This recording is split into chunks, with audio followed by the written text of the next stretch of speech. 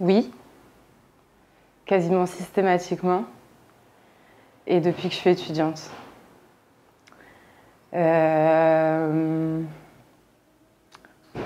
Lorsque j'étais étudiante, d'abord, donc j'ai commencé mes études d'art dans une école de photographie avant de doubler mon master aux Beaux-Arts. Et quand j'étais à l'école de la photographie notamment, je remarquais que il y avait déjà une sorte de sexisme ambiant dans cette institution, que ce soit au niveau des élèves, mais aussi au niveau pédagogique. Il y avait peu de femmes profs et elles étaient assez silencieuses. Elles étaient assez silencieuses et finalement peu représentées, j'ai trouvé, dans le corps professoral. Ensuite, moi, à cette époque-là, je faisais un travail donc, qui appartient toujours à mon corpus d'artiste, qui s'appelle La Chambre, qui est un ensemble de plus de 100 photographies. Et ce corpus, en fait, était... enfin, en tout cas, moi, c'est comme ça que je l'ai construit et c'est comme ça que je l'ai défendu, notamment lors de mon diplôme et puis avant, dans mes exercices à l'école. C'était un ensemble d'images qui voulait sublimer, en fait, une imagerie de la quotidienneté à travers des effets de présence extrême et qui jouait aussi sur une dialectique du corps dans un rapport présence-absence, donc avec des objets qui pouvaient aussi faire corps, des minéraux qui faisaient corps aussi, etc.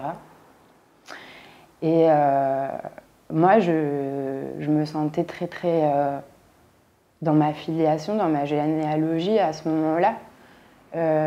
J'étais absolument pas féministe, j'avais pas d'éducation, enfin j'avais jamais lu de choses en rapport avec le féminisme, je discriminais, enfin en tout cas j'avais des idées vraiment préconçues sur par exemple le travail du sexe.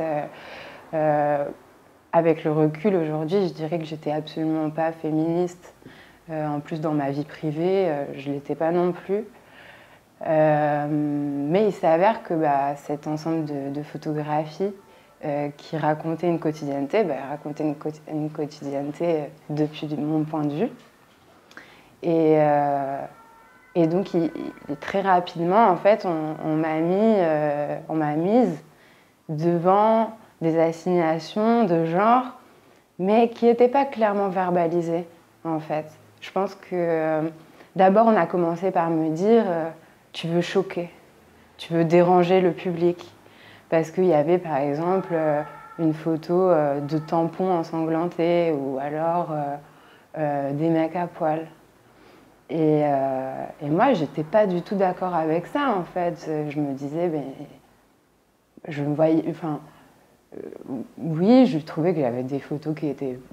Certaines étaient fortes, plus fortes que d'autres. Mais pour moi, il n'y avait pas de volonté de déranger, de choquer, de briser quelque chose dans la représentation ou quoi que ce soit. Et j'étais très prise au dépourvu en fait par ces remarques que je ne comprenais pas. Et que maintenant j'analyse tout simplement comme une sorte, parce qu'effectivement c'était des hommes d'un certain âge, blancs, qui étaient mes profs, qui me faisaient ces remarques. Et qu'aujourd'hui j'analyse tout simplement comme une injonction en fait liée au genre, quoi. Toi, femme, tu nous montres ta vie de femme, du coup tu veux nous déranger, du coup tu veux nous choquer. Du coup, tu es féministe. Alors après, c'est arrivé au féminisme. Petit à petit, on m'a dit, oui, il faut que tu te justifies selon ta généalogie féministe. Alors que moi, je me sentais plus proche d'artistes comme Wolfgang Tillmans.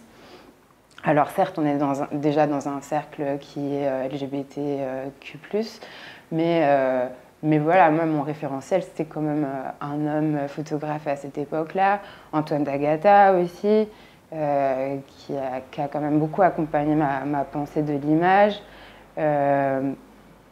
Et au final, je me suis retrouvée, j'ai fait un diplôme qui était un peu catastrophique, il faut le dire, ou en tout cas, moi, j'étais très très mal à l'aise parce que voilà, on m'a demandé de me justifier par rapport à ma généalogie féministe, or je n'en avais pas. Et face à ce manque d'arguments, j'ai eu mon diplôme sec, un peu comme ça, et c'était à l'époque assez étonnant, il me semble, pour l'ensemble des étudiants de ma promotion, et aussi pour moi-même, parce que j'avais beaucoup travaillé. Et je pense que personne ne pensait que j'allais avoir mon diplôme ric-rac, on pensait que j'allais au moins avoir une petite mention ou quelque chose comme ça. Et voilà, ensuite, suite à ça, j'ai quand même avalé ma couleuvre et puis j'ai commencé à quand même réfléchir à qu'est-ce qui s'est passé dans cet espace, qui était un immense espace de, je sais pas, 100 mètres carrés, que j'avais montré plus de 80 photographies. Il y avait aussi des choses qui étaient impressionnantes parce que j'étais dans une école de photographie. J'avais fait une photographie d'un test de grossesse positif et c'était au moins la 6e ou la 8e fois que je la montrais lors d'une présentation, un bilan. Et un de mes profs, Christian Gattinoni, m'avait dit oui, c'est comme ta photo de couteau, là, je sais pas quoi. Et moi j'étais là, ma photo de couteau, je vois pas de quoi il parle et tout. Et il me montre la photo du test de grossesse. Et moi je me disais, mais comment c'est possible en fait? Est-ce que c'est aux étudiants, est-ce que c'est les étudiants qui doivent apprendre à leurs profs à regarder? Ou est-ce qu'il y a un gap qui effectivement est lié au genre? Enfin, j'ai repensé tout ça, toutes ces problématiques-là, après mon diplôme, effectivement, puisque avant, on est un peu pris par l'exercice du diplôme, etc. Puis après, il y a une sorte de pression qui tombe et presque un vide qui s'ouvre, où on doit tout digérer, toutes ces années, où on a construit quelque chose, etc., avec nos émotions, nos influences, notre pensée artistique, etc. Et puis finalement, on a un diplôme qui ne nous rend pas forcément hyper adapté au marché de l'emploi, etc. Donc ça laisse du temps pour penser. Et j'ai eu de la chance parce que j'ai enchaîné ce diplôme-là en 2014 sur une résidence qui était un concours un concours de photographie européen. Donc c'était une chouette résidence. Et c'était à Deauville. Et donc le cahier des charges était assez simple. Il fallait que le travail rendu soit photographique et qu'il soit fait dans la ville de Deauville. Étant donné qu'il était en partie financé par la mairie, etc. Donc l'exercice avait l'air simple un peu pour tout le monde en fait. Chacun est allé grappiller dans son coin, faire des images, travailler la nuit, etc. Moi j'étais assez coincée dans cet espace en fait parce que je venais de quelque chose qui était vraiment de la quotidienneté, de l'intimité, du corps, etc. Là je me retrouvais dans un espace que je ne connaissais pas, hors saison, où j'avais pas d'attache, etc. Donc j'ai quand même réfléchi à un projet qui puisse ne pas simplement répondre à l'exercice, mais aussi faire un compromis avec moi, mes préoccupations. Et donc j'avais décidé de contacter sur Viva Street toutes les personnes, hommes, femmes, personnes trans, qui laissaient des annonces pour des rencontres sans lendemain. Donc le projet s'appelle Catégorie sans lendemain, puisque c'était la catégorie du site. Et seulement des hommes m'ont répondu. Bon, moi, j'avais pris le parti de contacter tout le monde. Seulement des hommes m'ont répondu, je l'ai pris comme tel. Et donc le deal que je essayais de passer avec eux, donc en 10 jours, hein, c'était un sacré challenge, c'était bonjour, je ne suis pas du tout intéressée pour avoir une relation sans lendemain avec vous, par contre j'aimerais vous faire poser nu dans l'espace public si vous êtes intéressé, gratuitement. Donc, ça a été beaucoup de négociations, beaucoup de travail. Finalement, en fait, tout le monde partait photographier, etc. Moi, j'ai resté à l'intérieur de la résidence, derrière mon ordi, à essayer de trouver des compromis avec les gens qui, forcément, me disaient « Oui, mais peut-être, si, nan, d'abord, si tu me donnes ci, si tu me donnes ça. » Et c'était pas la règle. Moi, je voulais vraiment renverser le truc. Et bon, au final, j'ai réussi à faire ce projet quand même. Sur 150 personnes qui m'ont répondu, j'ai réussi à photographier 4 personnes. J'ai fait 5 photos au final.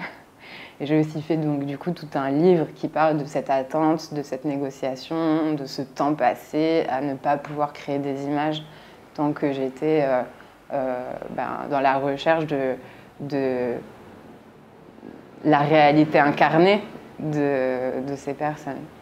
Et donc on avait quelques rendez-vous avec le directeur artistique de cette résidence dès le début pour parler de notre projet. Et donc moi j'ai été complètement transparente sur mon projet et ma démarche. Et dès le début en fait il m'a mis un stop. Il m'a dit non, ce projet, alors qu'il m'avait sélectionné pour la résidence, il m'a dit ce projet, on ne pourra pas l'accepter. J'étais comme pourquoi? Et la réponse a été claire, nette, précise, je l'entends encore dans mes oreilles, pas de nu masculin dans l'exposition. J'étais absolument étonnée de cette réponse, surtout qu'on avait les catalogues des années précédentes et qu'il y avait pas mal de nus féminins. Et du coup, j'en ai conclu que ce n'était pas la question de la nudité qui était en jeu. Moi, j'ai refusé en fait de me plier à cette injonction parce que j'ai discuté avec le directeur artistique qui m'a dit oui, mais tu comprends, on reçoit des subventions de la mairie. Non. Bon, en gros, il me faisait comprendre qu'en tant qu'artiste, il fallait que quand même je sois consensuelle vis-à-vis de ceux qui produisaient mon projet. Du coup, je suis allée directement les rencontrer en fait. J'ai appelé le maire, j'ai dit je veux vous voir. Je lui ai expliqué la situation et il a rigolé, il m'a dit non vas-y fais-le, c'est une super idée. Et du coup je l'ai fait. Mais disons que si j'avais été un peu plus influençable par rapport à l'autorité que peut représenter un directeur artistique de résidence, mon projet est tombé à l'eau. Pour la simple et bonne raison que le nu masculin avait l'air de déranger, quoi. Ce qui est quand même quelque chose d'extrêmement surprenant et qui, encore une fois, me ramenait aussi aux problématiques de mon diplôme qui était moins explicite que catégorie sans lendemain. Mais où il y avait quand même aussi pas mal de problématiques qui se rejoignaient. Ensuite, j'ai continué ma vie, j'ai continué à travailler et effectivement, je ne peux pas compter en fait. Je me souviens vraiment de ces deux choses comme le point de départ. Ensuite, parce que aussi j'étais jeune et je venais d'être diplômée et que là c'était le bon moment aussi pour comprendre un peu des rouages et savoir comment me positionner par rapport à ces rouages, etc. Après, j'ai très vite compris que c'était boule de neige en fait et que c'était à peu près la même chose dans l'ensemble des institutions. Pour l'exposition de mon second diplôme en 2016, j'avais une salle entière pour moi sur laquelle ils avaient mis ils avaient fermé la salle. Donc c'était une salle noire avec une installation vidéo. Donc c'était bien que la porte soit fermée pour que l'espace reste dans l'obscurité. Mais par contre, juste avant l'ouverture de l'exposition en catastrophe, il y a, je ne sais plus qui s'occupait de la communication sur l'exposition, qui a décidé, enfin, je ne sais pas qui a décidé en fait, mais en tout cas on m'a imposé qu'il y ait un panneau sur cette porte avec écrit parental advisory, contenu explicite, attention aux enfants, etc. Et j'étais la seule. J'étais la seule dans toute l'exposition de la promo. Cette exposition d'ailleurs a été divisée dans 2 espaces. Et dans le deuxième espace, qui était une toute petite galerie, on pouvait mettre comme un échantillon de notre travail parce que comme c'était toute la promotion qui était représentée dans un tout petit espace, on ne pouvait pas trop se permettre de montrer beaucoup. Et du coup, j'avais montré une grande photo, 80 par 120, encadrée, d'un homme nu, assis, qui se cachait le visage comme ça. C'est une photo qui compte beaucoup pour moi parce que c'est voilà, comment est-ce que quand on est absolument nu face à un appareil, en fait, on essaye de cacher son identité en cachant son visage. Voilà, donc j'ai mis cette photo-là et le commissaire d'exposition, Bernard Marcadet, m'avait dit qu'il pensait que ça n'allait pas passer du côté de la directrice de la galerie. Pareil, hein, j'ai fait tant pis. Et je suis allée donc accrocher ma photo, etc. Donc je l'ai accrochée. Et je l'ai accrochée, je suis rentrée chez moi avant le vernissage, quoi. Et là, j'ai reçu un appel catastrophé. My God, c'est quoi cette photo? On peut pas, il faut que tu la changes. Ça va pas, il y a des enfants, on peut pas montrer ça, etc. Donc, et là, j'avais pas le choix, quoi. Donc, me voilà pas en train de la changer. Avec une autre photo de 2 aubergines, qui est une photo mais hyper sexuelle, d'une aubergine siamoise en fait. Donc c'est un truc entre une histoire d'amour, un coït, une gémellité, on sait pas, enfin voilà. Mais ça n'allait pas parce que c'était pas prévu, parce que je sais pas quoi. Donc au bout d'un moment, clairement j'ai fait un fuck et puis j'ai remis ma photo de départ et puis j'ai fait ok, j'existe plus maintenant. Vous voulez l'enlever, vous l'enlevez, mais moi je laisse comme ça, quoi. Donc voilà. Et là, je suis encore à une sortie d'école, quoi, 2 ans plus tard. Et après. Ouais, après,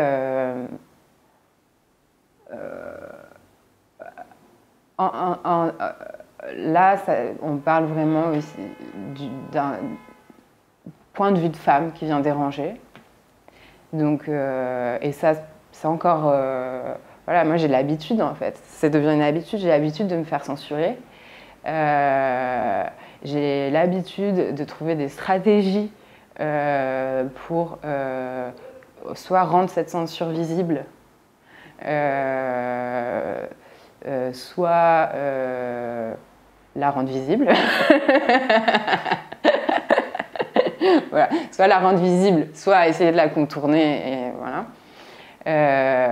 Mais ça fait partie de mon travail aujourd'hui. Moi, j'estime que ça fait partie de mon travail.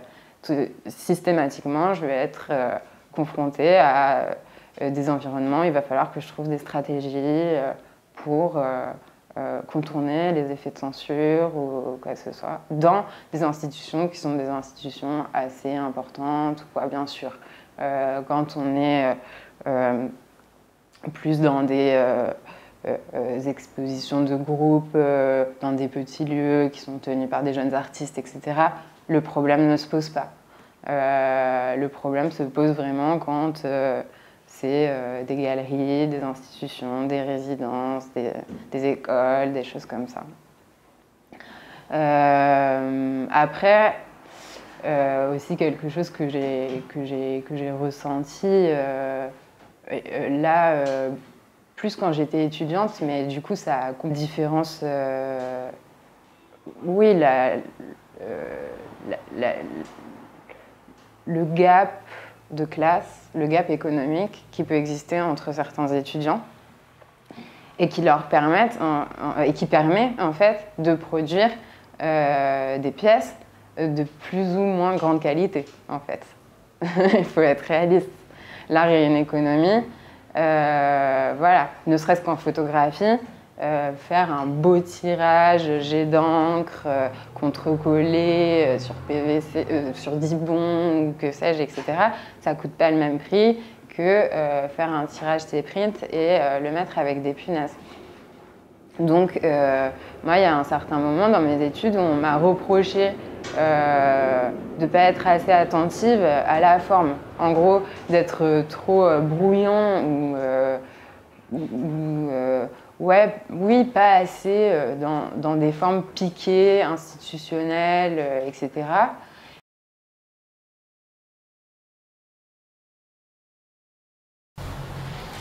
Du coup, en fait, effectivement,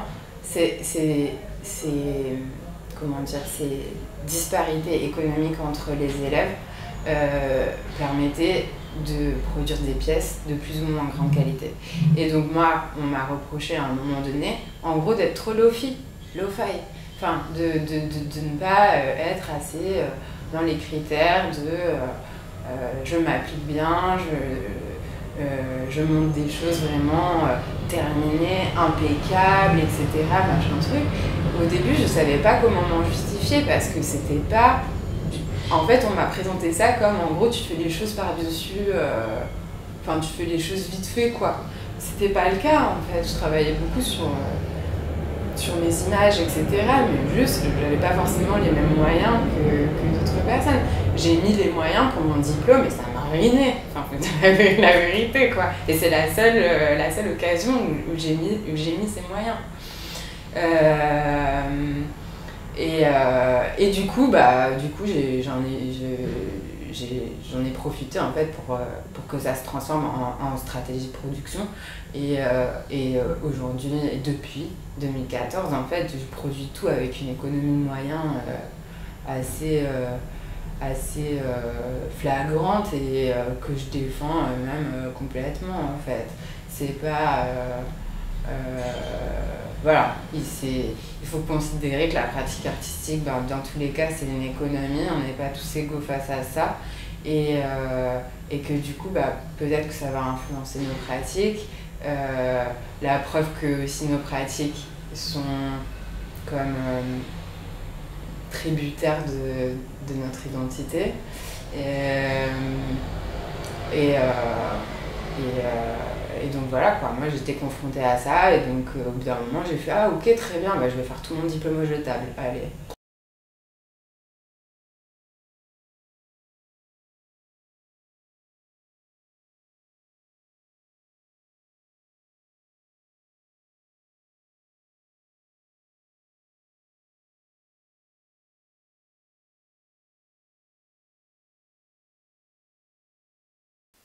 Alors oui,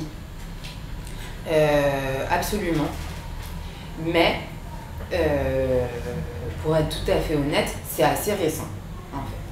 Tout simplement pourquoi déjà ce que j'ai expliqué précédemment, il y a eu d'abord les injonctions, ensuite de la réflexion, ensuite voilà, donc ça a pris du temps.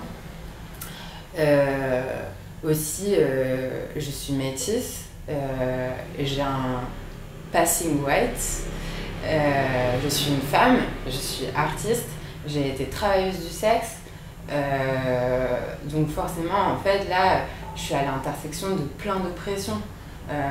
J'ai une famille complètement explosée, enfin voilà, après vie privée, vie professionnelle aussi, tout ça se mélange aussi, mais effectivement je suis à l'intersection de plein d'oppressions et Et parce que socialement ces oppressions sont dissimulées, j'ai mis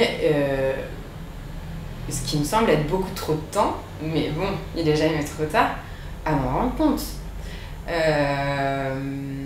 Il m'a fallu quand même quelques coups de pouce, il m'a fallu aussi les gender studies, il m'a fallu l'afroféminisme, il m'a fallu beaucoup d'outils pour que je réalise « Ah ouais, on parle de moi là, ouais. » En fait, c'est pas moi qui suis trop bizarre, en fait, non, c'est la réalité, quoi. Ouais, mon père est noir, ça ne se voit absolument pas, mais ça fait partie de moi.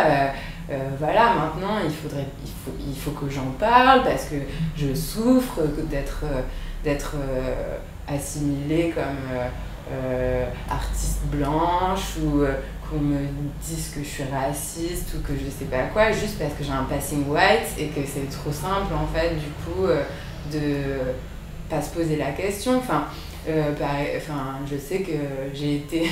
On revient aux questions de censure, mais j'ai été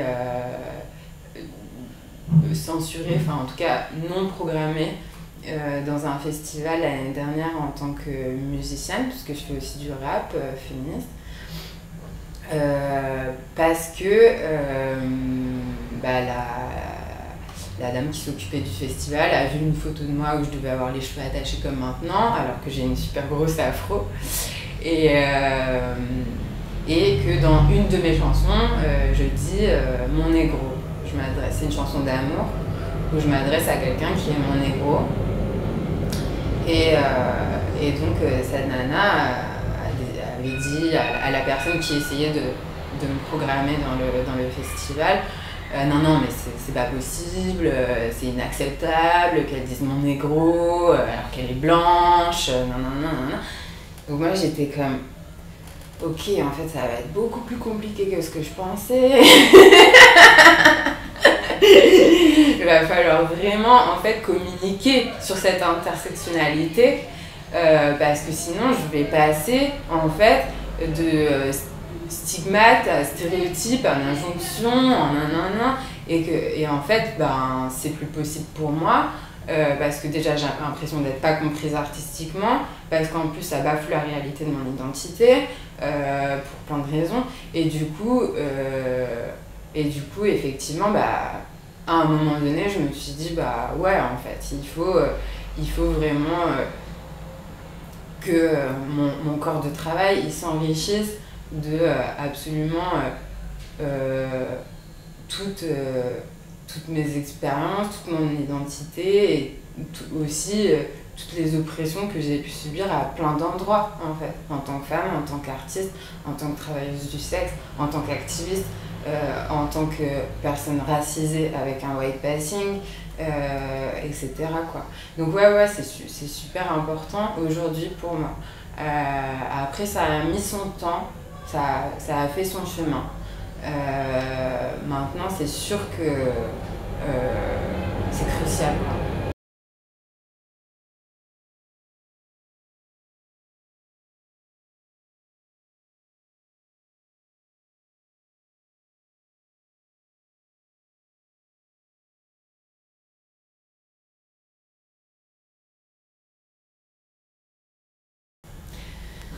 Alors,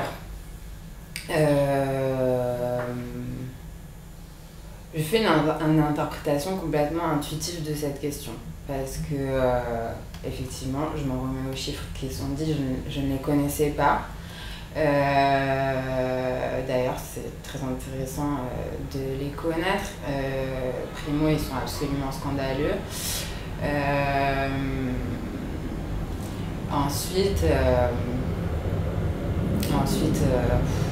qu'est-ce que ça révèle? À mon avis, beaucoup de choses.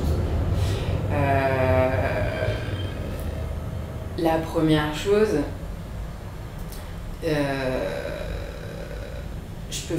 vais faire ça sous forme d'hypothèse en fait, parce que comme je suis pas sociologue et que je n'ai pas analysé ces chiffres, voilà. Donc, mais je pourrais formuler plusieurs hypothèses, qui est déjà si toutes les femmes qui essayent de travailler librement, comme moi j'essaye de le faire, sont confrontées à tant d'obstacles, je comprends qu'il y en ait qui abandonnent. ou alors qui décident de se plier aux règles de l'institution. Ça, c'est sûr. Ensuite, je pense que peut-être les travaux de femmes artistes, voilà, si dès qu'une femme artiste fait 4 photos, on lui dit tu veux déranger, tu veux choquer, tu veux nanana, il faut te mettre un parental advisory, etc.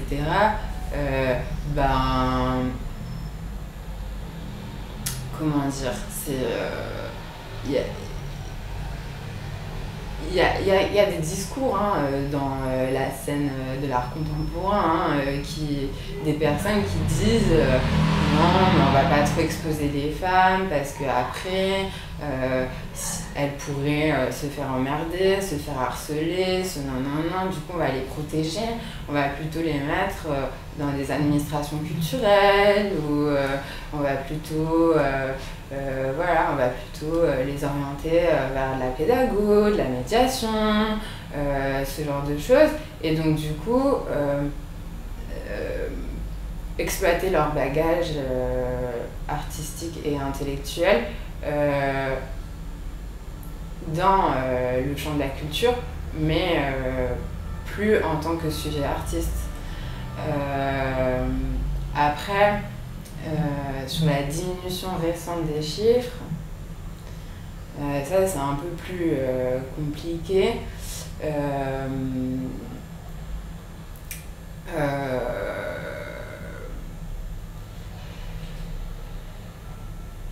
En vérité, moi je pense que les institutions elles sont pas prêtes en fait. J'ai l'impression que c'est ça en fait la réalité. C'est mon sentiment. J'ai l'impression que les institutions sont pas prêtes à recevoir des discours et des paroles de femmes qui sont puissantes. Forcément. Alors en fait, voilà, il y a un truc simple, c'est que un travail réalisé par un homme, voilà, c'est un travail qui est réalisé par un homme, si possible hétéro-blanc. Un travail qui est réalisé par une femme, ça va tout de suite peut-être confronter les gens à des problématiques, voilà, d'injonction de genre, d'inégalité, d'oppression, etc. Et que en fait, peut-être que ça dérange tout simplement les institutions en fait, qui essayent d'être complètement consensuelles, genre non, nous on fait de l'art pour tout le monde, du coup de l'art bourgeois, de l'art qui dérange pas les enfants. Alors ça j'adore quand on met toujours, c'est toujours sous couvert de la protection de l'enfance en plus. Que pareil, l'année dernière je faisais une intervention au FRAC, il y avait des affiches qui avaient été collées sur le FRAC de France avec des affiches en noir et blanc, format A4, mais beaucoup, avec des représentations d'artistes, mais dans l'histoire de l'art, quoi, d'artistes femmes qui se représentaient nues, fortes, qui, voilà, il y avait Coquin, il y avait, je les ai plus toutes en mémoire, et on arrive un matin et tout avait été déchiré. Et là, on voit, en fait, c'était une maman avec une poussette qui était en train de tout déchirer.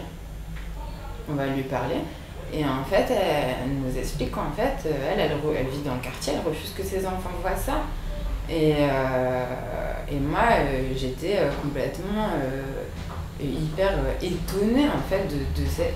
En quoi, en fait, censurer la réalité des corps aux enfants, ça les protège. Enfin, je veux dire, ça les protège pas, en fait. Au pire, ça leur crée des névroses, enfin, au mieux.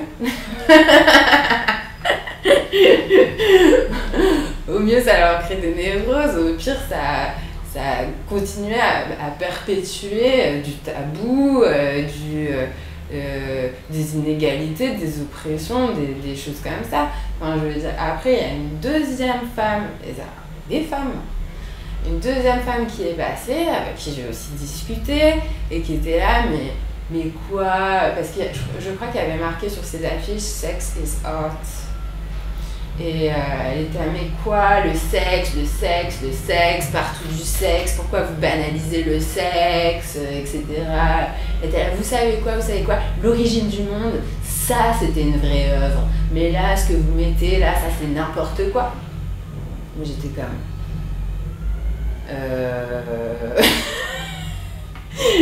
Pas d'argument. Pas d'argument.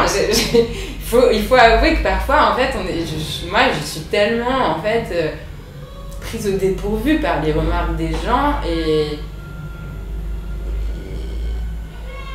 les constructions auxquelles ils se rattachent pour se rassurer que je sais pas quoi dire, en fait. Parce que peut-être qu'il y a aussi inconsciemment un truc de protection, parce que je pourrais crier et dire « mais vous dites n'importe quoi madame, l'histoire de l'art est nan, enfin pourquoi Courbet et pas Claude Cahun, enfin je veux dire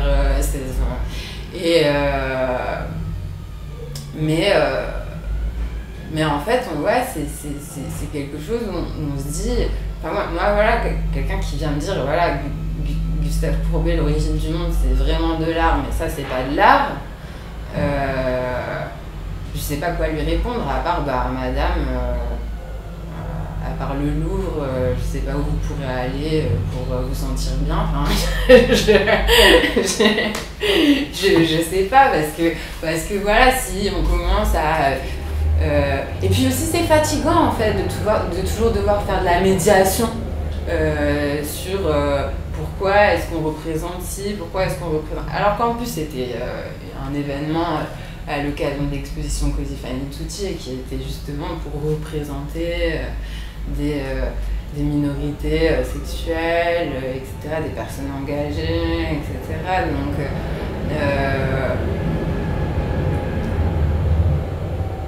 sur une journée, on essaye de faire ça et on l'a fait, ça a très bien marché, mais ça crée de l'émoi, ça crée de la confusion, etc., blablabla, quoi. Et ça, c'est vrai que c'est problématique et c'est difficile parce qu'on sent que vraiment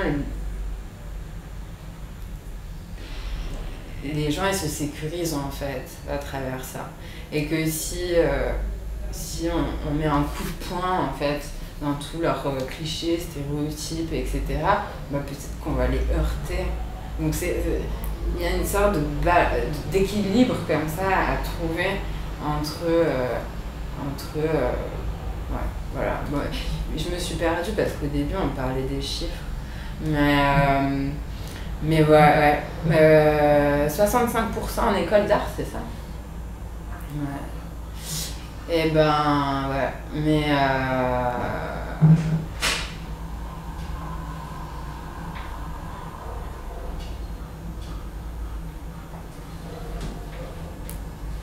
c'est vrai qu'il y a beaucoup de filles en école d'art, mais ouais, je pense que être une femme artiste dans tous les cas c'est 2 fois plus compliqué qu'être un homme artiste. Il y a aussi des histoires de parcours. Enfin, moi je regarde mes amis ou mes anciennes camarades qui ont été diplômées en même temps que moi. Il y a aussi des histoires de parcours où peut-être à un moment donné on a envie de faire des bébés et puis voilà quoi. Enfin voilà, on a envie de faire des bébés, on s'occupe de nos bébés et puis il y a un mec à côté qui continue à travailler ou ce genre de choses. Enfin, c'est des schémas sociaux, hein. Enfin, et après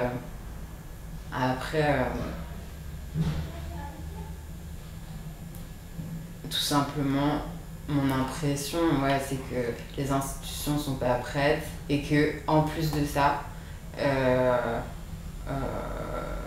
pour être une femme artiste, il faut mettre genre 5 fois plus d'énergie, les crocs, les ongles, tout ce qu'on veut pour se faire entendre, comprendre est représenté. Et que moi je comprends en fait qu'à l'échelle d'une vie, qu'on veut tous la plus paisible et voilà, et ben certaines femmes arrivent pas forcément ou voilà, ou décident de se réorienter, comme je l'ai dit au début, dans des secteurs du culturel, mais plus en tant qu'artiste. Mais je pense qu'il y a quand même vraiment cette histoire de la pression et de devoir en faire 3 fois plus, qui doit avoir un impact aussi. Après, par contre, je trouve scandaleux que des institutions nationales comme le FNAC, le FRAC, etc. n'essayent pas d'instaurer une parité dans leur collection. Enfin, je veux dire, c'est aussi à eux d'essayer de faire de mettre en place ça, d'essayer de faire cet effort-là. Enfin, c'est aussi à eux de se poser cette question et de regarder ces chiffres. Oui, je suis féministe. Aujourd'hui, je peux le dire, le crier haut et fort, l'écrire partout. De toute façon, c'est ancré profondément en moi. Par contre, je pense que ce qui est important quand même à souligner, c'est que je pense que je suis vraiment devenue féministe quand j'ai commencé le travail du sexe, que j'ai rejoint le syndicat du travail sexuel et la communauté des travailleurs et des travailleuses du sexe. Parce que c'est à ce moment-là, en fait, que j'ai compris qu'il n'y a pas un féminisme, mais des féminismes. Et que la seule issue viable, c'est l'intersectionnalité, effectivement, en fait. C'est le rassemblement, historiquement, en fait, comme dans les années 70, en fait. Les prostituées lyonnaises sont partie prenante de la révolution sexuelle des années 70, ont même fait un foyer hyper fort en occupant l'église à Lyon. Simone de Beauvoir est venue les voir, le MLF avait des banderoles, nous sommes toutes des prostituées. Enfin, je veux dire, à cette époque-là, il y avait vraiment un rassemblement qui disait, bah voilà, quelle que soit leur appartenance sociale, toutes les femmes subissent les mêmes types d'oppression, en fait, et doivent se rassembler, en fait, pour acquérir des droits, etc. Et donc, il y avait quelque chose, moi, que je trouvais extrêmement beau et qui, politiquement, est très fort à ce moment-là, qui, malheureusement, a floppé complètement, parce que ça a eu les résultats qu'on sait, hein, historiquement, la loi Simone Veil, etc. Mais les prostituées ont été mises sur le banc de touche. Et après, ce qui est pour moi la deuxième révolution sexuelle dans les années 80-90 avec le féminisme pro-sexe, là, il y a eu comme un schisme et des positions vraiment divergentes. Et aujourd'hui, effectivement, en fait, il y a beaucoup de féminisme et il y a beaucoup de positions différentes. Mais peu importe, en fait. Enfin, je veux dire, quel que soit le féminisme auquel tu te rattaches, plus dans ta généalogie, etc. Dans mon cas, ça va être le féminisme pro-sexe, évidemment. Je pense que ce qui est super important, en fait, c'est le principe de sororité. Et la sororité, c'est quoi? C'est la solidarité politique entre les femmes. Et du coup, c'est ne pas dire il y a des bonnes femmes, il y a des mauvaises femmes, c'est pas dire il y a des féministes et des pas féministes, etc. Alors bien sûr qu'il y a des femmes qui ont tellement le patriarcat dans le sang depuis la naissance et qui n'ont pas forcément eu des outils de réflexion sur ces systèmes d'oppression, etc., qui vont un peu peut-être être plus réfractaires à certains mouvements féministes, etc. Mais en tout cas, moi, j'œuvre et je rêve et je continuerai à lutter, à parler, à faire tout ce que je peux, à créer des œuvres, etc. pour promouvoir un féminisme rassembleur, en fait. Et pour qu'on arrête de se diviser avec chacun de nos petits féminismes. Enfin, je veux dire, il y avait cette super belle opportunité cette année avec MeToo et la Grande Marche. Voilà, moi j'étais à Marseille avec un copain trans FTM et on avait une toute petite pancarte avec un bout de carton avec écrit au marqueur nous toutes avec les putes et les trans. On arrivait à se la faire déchirer, quoi. Et il y a aussi eu à Paris une lettre ouverte du féminisme radical qui disait qu'elle ne voulait plus marcher pour la marche MeToo parce que effectivement le stress était présent, parce que voilà, et que pour elle on est des ersatz du patriarcat, qu'on fait de la propagande, qu'on permet de perpétuer des oppressions, etc., etc. Non. Non. C'est juste qu'on ne se positionne pas à la même place parce qu'on n'a pas la même histoire. Enfin, je veux dire, et à partir du moment où on est capable d'écouter l'histoire de l'autre et de comprendre sa place, il n'y a plus de problème. Mais il faut juste s'entendre, s'écouter, se parler, en fait. Et s'accepter.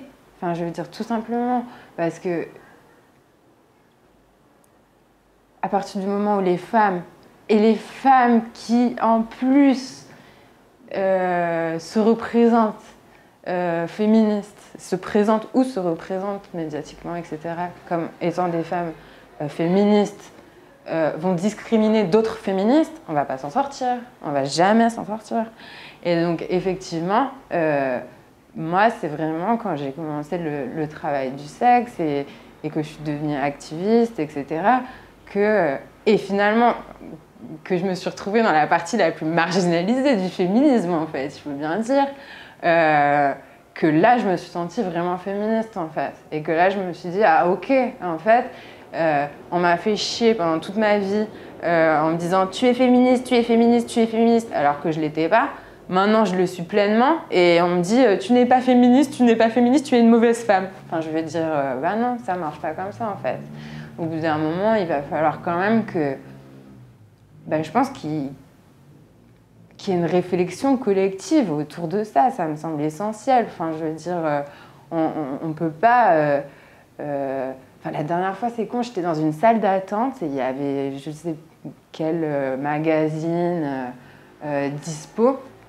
Il y avait un article sur oh my god, ma nounou a décidé de porter le voile, comment je peux dealer avec ça Moi qui lui faisais tellement confiance, maintenant je suis grave heurtée, enfin, en même temps je l'aime beaucoup en tant que personne, enfin, je suis perdue, etc. Je lisais ce truc et j'étais là, mais c'est quoi le souci? Enfin, je veux dire, c'est ta nounou, tu la connais, tu l'aimes bien, elle décide de porter le voile. Si elle avait acheté un pantalon rose, t'aurais rien dit. Enfin, je veux dire, si elle s'était fait une nouvelle coupe de cheveux, t'aurais rien dit. Là, tout d'un coup, t'es effrayée et t'as peur que peut-être elle soit plus apte à garder tes enfants, etc. parce qu'elle se voile. Mais enfin, je veux dire, c'est n'importe quoi. Enfin, c'est inadmissible. Et en plus, c'est inadmissible, plus, que des médias français, peu importe leur niveau qualitatif de je ne sais quoi, diffusent ce genre de trucs. Enfin, je veux dire, ouais, non, c'est juste pas possible. C'est nous toutes avec les putes, les trans, les voilées, nous toutes en fait. C'est ça, l'intitulé disait tout. Et je m'en remets à cet intitulé.